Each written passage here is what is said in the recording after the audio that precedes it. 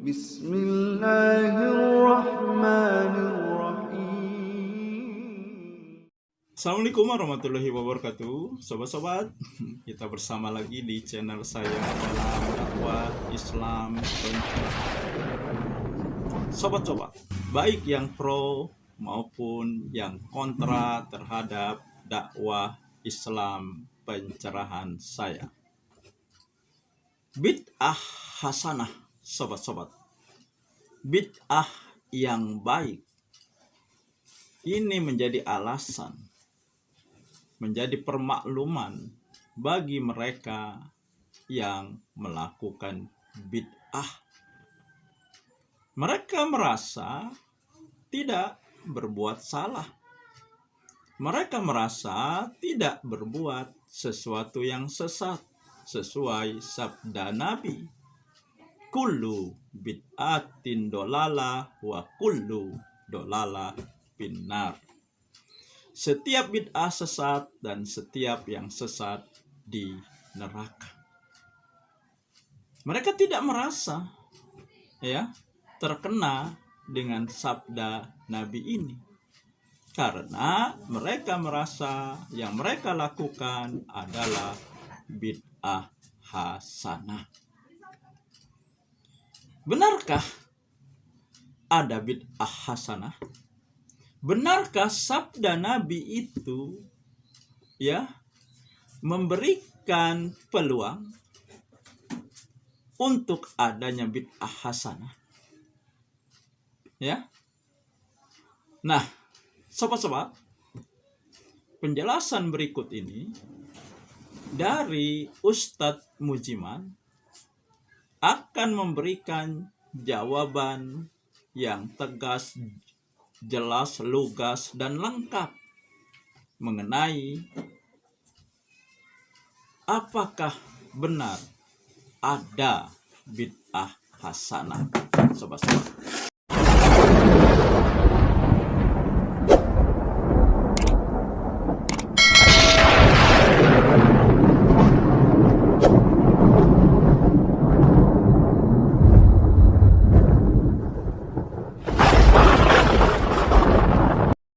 Ini ada pernyataan bahwa tidak semua bid'ah sesat itu bagaimana? Baik, dalam hadis Nabi disebutkan kullu bid'atin dolalah. Ini nasnya sudah jelas, tegas.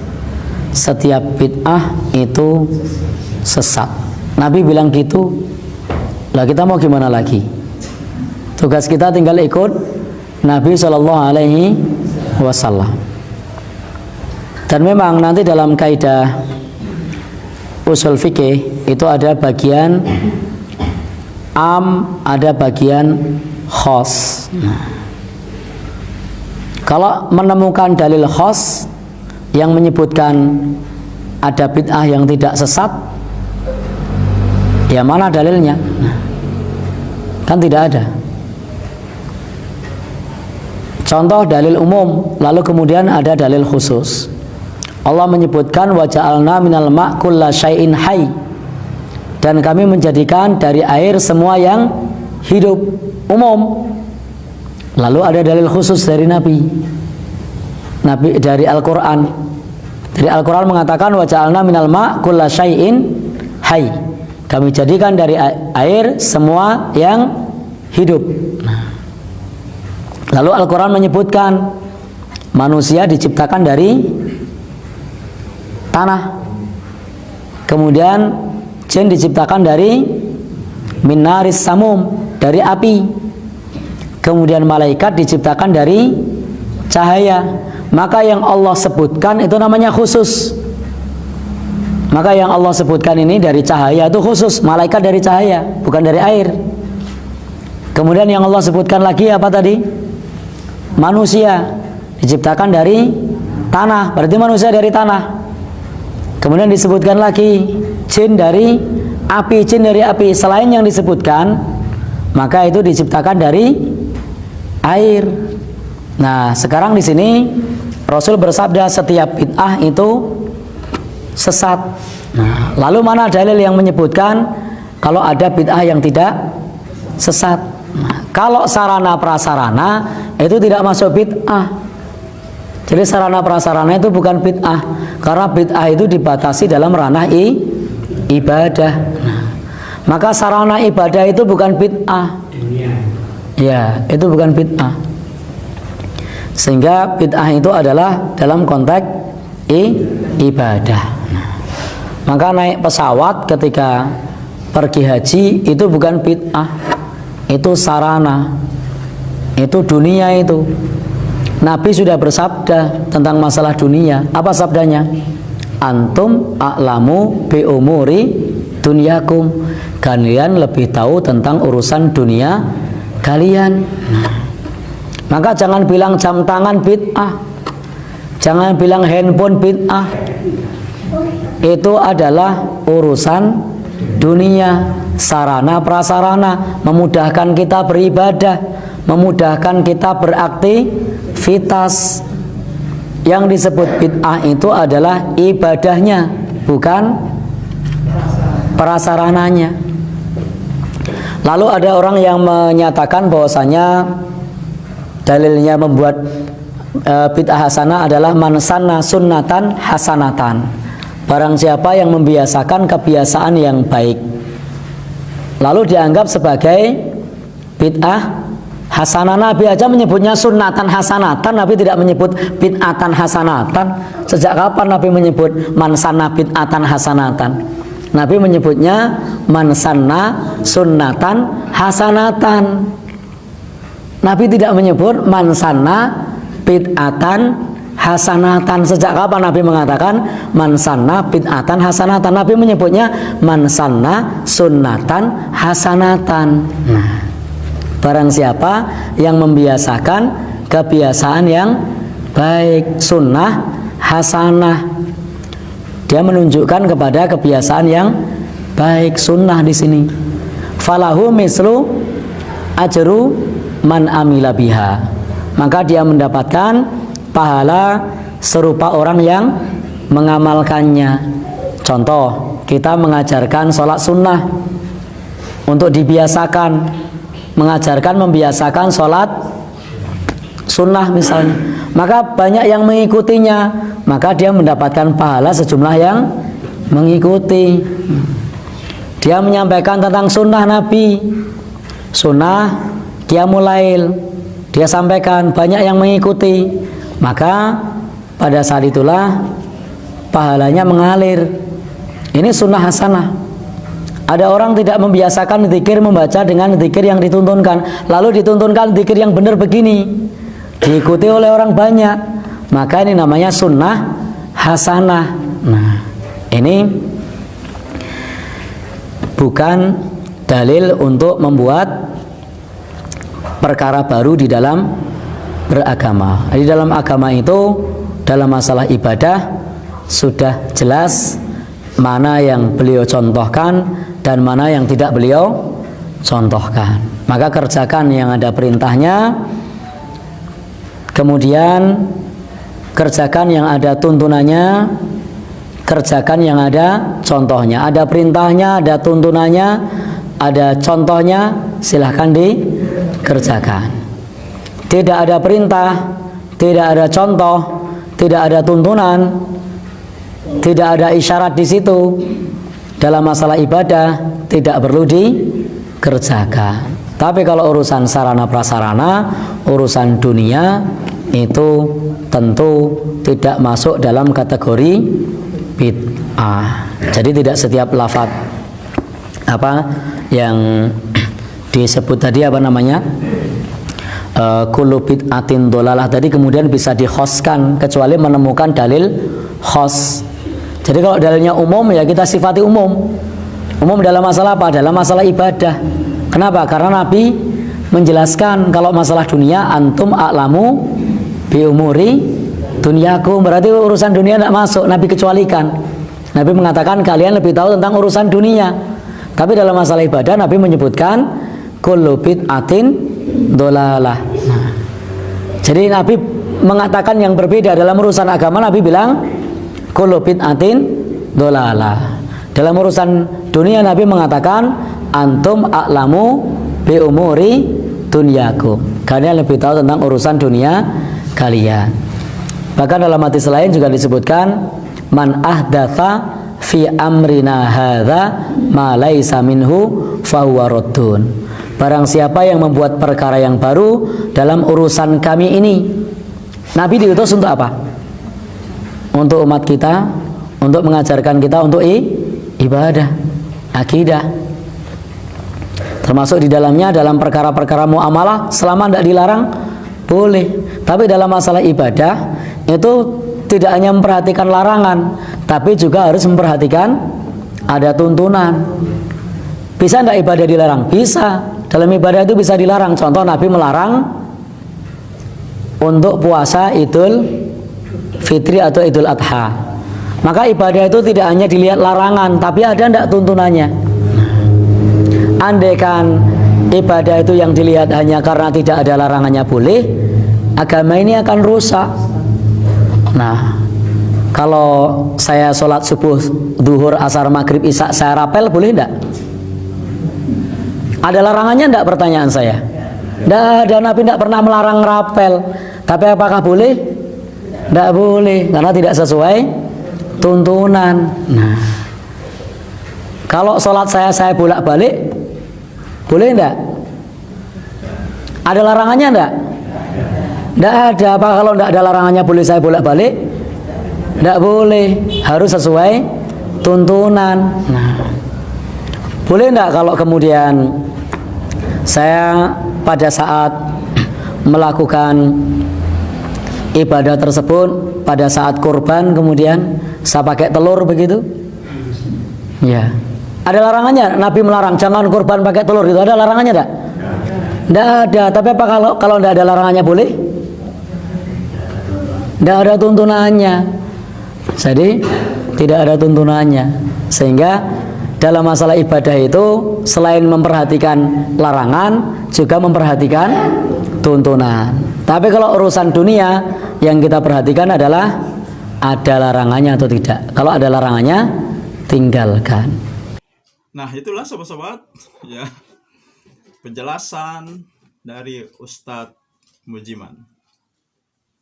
Ya, sebenarnya tidak perlu saya memberi penjelasan lagi, menambahi penjelasan lagi, ya, karena apa yang sudah disampaikan oleh Ustadz Mujiman ini sangat jelas, ya.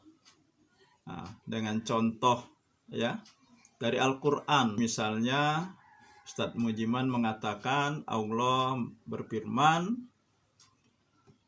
setiap makhluk dijadikannya berasal dari air. Ini umum, ya. Tapi kemudian Allah juga mengatakan, Allah juga berfirman, manusia diciptakan berasal dari tanah, ya, jin dari api, malaikat dari cahaya. Nah, ini kekecualiannya, ya, dalil khususnya. Sementara bid'ah, Nabi tidak pernah mengatakan ada bid'ah hasanah. Ya, tidak pernah, tidak ada perkataan Nabi mengenai adanya bid'ah hasanah. Jadi dalil kullu bid'atin dolala itu umum, semua bid'ah. Ya. Karena bid'ah ini berhubungan dengan ibadah. Tidak berhubungan dengan masalah dunia. Masalah dunia diserahkan kepada umatnya. Antum a'lamu bi umuri dunyakum. Kamu lebih tahu tentang urusan duniamu. Nah, jadi jelas di sini tidak ada bid'ah hasanah. Kalau bid'ah hasanah itu ada, maka akan banyak kreasi-kreasi ibadah yang akhirnya justru meninggalkan sunnah. Ya, kemudian mereka juga berdalil dengan, ya, barang siapa membuat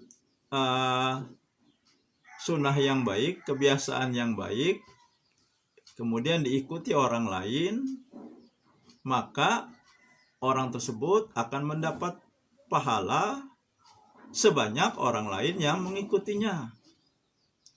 Ini juga dijadikan sebagai dalil bid'ah hasanah.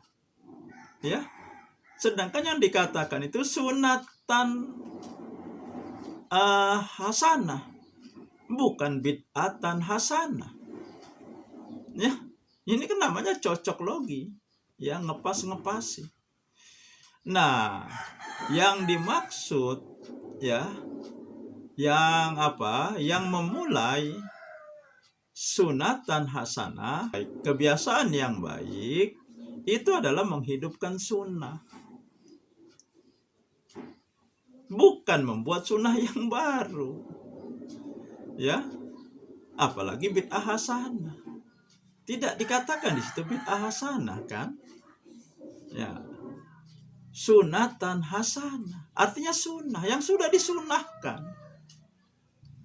Ya, sebagai contoh, ya, selama ini, ya, kata Ustadz Mujiman tadi, selama ini kita berdoa sembarang saja, ya, asal mengambil doa. Kemudian dia mengajarkan doa yang sesuai dengan yang dibacakan Rasulullah, kemudian orang mengikuti, itu maksudnya. Sama, ya, ketika Umar menyatukan sahabat dalam satu jamaah sholat tarawih, kemudian diimami oleh satu imam, itu bukan bid'ah, itu justru menghidupkan sunnah. Karena sholat tarawih secara berjamaah pernah dilakukan oleh Nabi, meskipun cuma 3 malam. Ya, karena dikhawatiri tarawih itu menjadi wajib. Ya. Nah, sekarang kan di zaman kita ini, kita kan sering melihat tuh, ya, jika kita sholat berjamaah, safnya renggang-renggang. Ya. Bahkan jaraknya, ya, cukup untuk satu jamaah. Padahal Nabi menyunahkan bahkan, ya, suruh lurus dan rapat. Bahkan Nabi belum takbir kalau jamaahnya belum lurus dan rapat. Sekarang kan sudah disia-siakan, sudah diabaikan. Nah, ketika orang ada yang menyuruh, ya, sholat lurus dan rapat, nah berarti dia menghidupkan sunnah.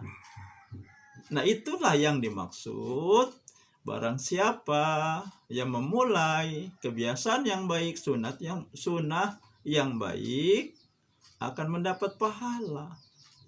Itu maksudnya, bukan membuat amalan baru, sobat-sobat. Ya, karena meyakini bid'ah hasanah. Ingat, Nabi tidak pernah mengatakan bid'ah hasanah. Kalau bid'ah hasanah itu ada, nah, ini akhirnya seperti cuplikan video berikut ini, sobat-sobat. Ya, inilah akibat meyakini ada bid'ah hasanah.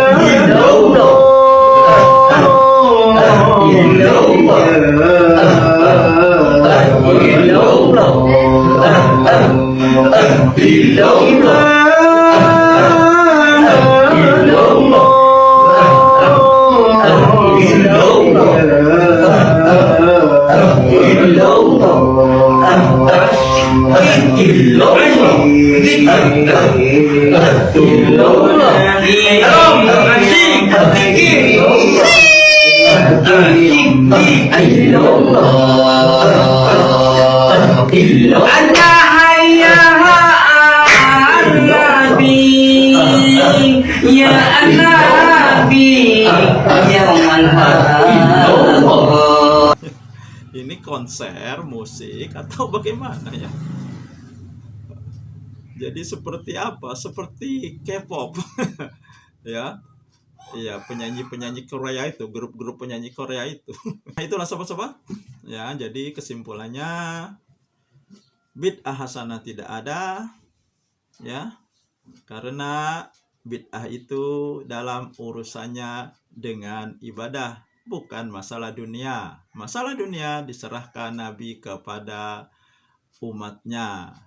Kalau ada bid'ah hasanah, ya, maka orang akan seenaknya membuat kreasi ibadah, ya, seperti video tadi, ya, video terakhir yang tadi saya tayangkan, sobat-sobat. Itulah sobat-sobat yang ingin saya sampaikan. Semoga ini menginspirasi dan mencerahkan. Nasrum minallahi wa fathun qarib. Wassalamualaikum warahmatullahi wabarakatuh.